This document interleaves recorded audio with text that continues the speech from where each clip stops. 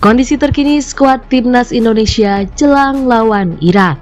Choi Ju-yong, fisioterapis Timnas Indonesia, membeberkan kondisi terkini skuad Garuda menjelang pertandingan perdana Piala Asia 2023. Turnamen ini dijadwalkan berlangsung di Qatar mulai 12 Januari 2024. Meskipun demikian, Timnas Indonesia baru akan memulai perjalanan mereka pada 15 Januari 2024 menghadapi Irak di Ahmad bin Ali Stadium Al Rayyan.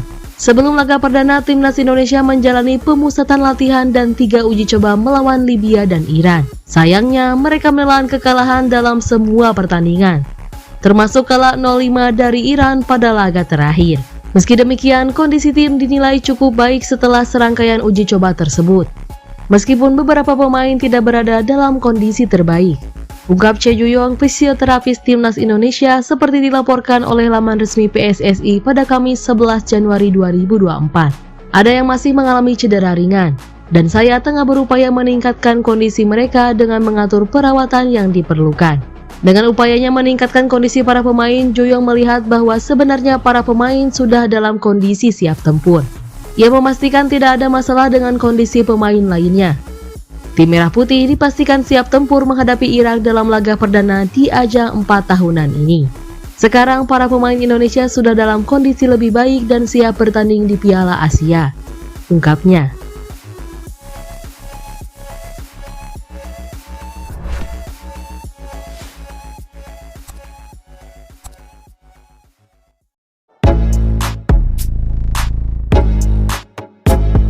Shin Tae-yong marah saat Timnas Indonesia dianggap remeh. Pelatih Timnas Indonesia Shin Tae-yong optimis timnya bisa menembus 16 besar Piala Asia 2023. Seperti diketahui, target tersebut sudah disampaikan oleh Shin Tae-yong sejak jauh-jauh hari.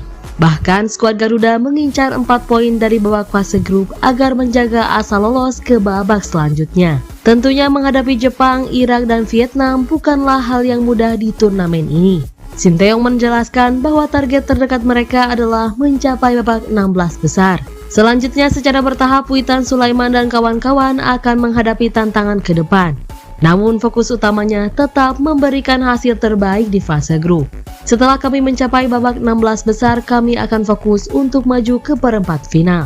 Kami akan mempersiapkan diri untuk turnamen dengan mengambil satu langkah demi satu langkah, kata Shin Tae-yong dilansir dari laman Donga. Berbicara tentang target tersebut, banyak pihak yang meragukan. Apalagi ranking FIFA Indonesia cukup jauh dari lawan-lawan dari grup D. Saat ini mereka ada di posisi ke-149 ranking FIFA. Menariknya, pelatih berusia 53 tahun ini menilai bahwa kondisi tersebut membawa mereka jauh dari tekanan. Pemain hanya dituntut untuk memberikan kemampuan terbaiknya di lapangan. Saya tidak peduli dengan peringkat FIFA. Faktanya, peringkat yang rendah menghilangkan tekanan dari saya dan para pemain, tegas Shin Tae-yong.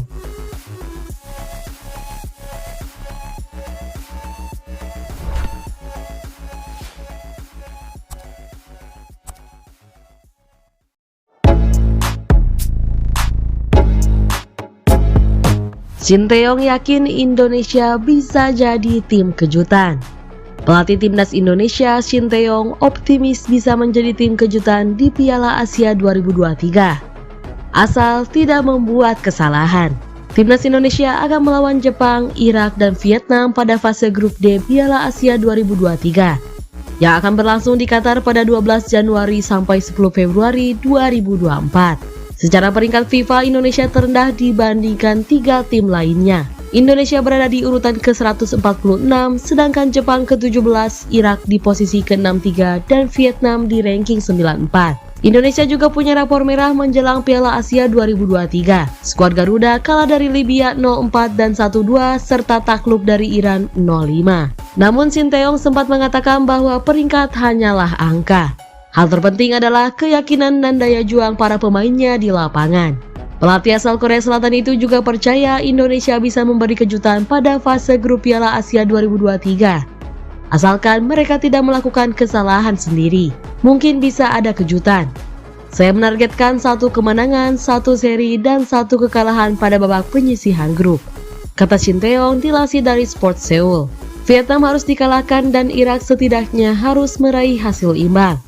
Jepang sejujurnya berada pada level yang berbeda, ucapnya. Melawan Jepang tidak akan mudah, tetapi saya berencana mengganggu mereka. Saya rasa kami bisa membuat kejutan jika tidak melakukan kesalahan sendiri. Tuturnya, saya sering memberitahu para pemain, kamu bisa melakukannya. Percaya pada diri sendiri dan jangan takut melakukan kesalahan, ujar Shinteong. Sepak bola adalah olahraga yang dimainkan dengan kaki. Kesalahan pasti akan terus terjadi. Bagian itu perlu dikurangi.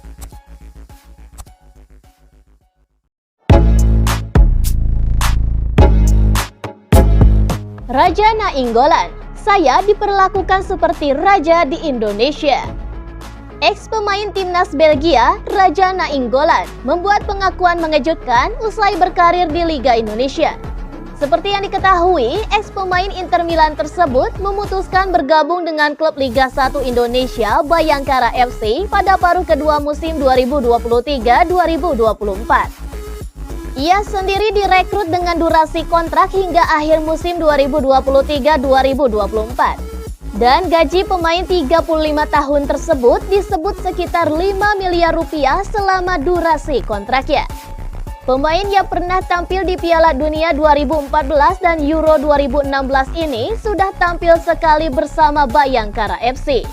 Saat itu, mereka menang 3-0 atas Persita Tangerang pada 17 Desember 2023. Namun saat ini belum ada aksi dari pemain asal Belgia tersebut di Indonesia. Pasalnya, Liga 1 2023-2024 masih libur hingga akhir Januari. Di sela-sela waktu liburnya, Raja Nainggolan pun memberikan kesannya selama berkarir di Indonesia. Dirinya mengaku diperlakukan sangat istimewa di sini. Ia pun diperlakukan bak raja selama berkarir di Indonesia. Tapi Bayangkara FC benar-benar memperlakukan saya seperti seorang raja, ujar Raja Nainggolan saat diwawancarai oleh Head News Blad dikutip dari Football Premier. Pemilik 30 caps timnas Belgia tersebut sampai ditawari untuk mendapatkan pengawalan polisi untuk berangkat ke sesi latihan tim. Hal ini agar ia tidak terjebak macetnya kota Jakarta.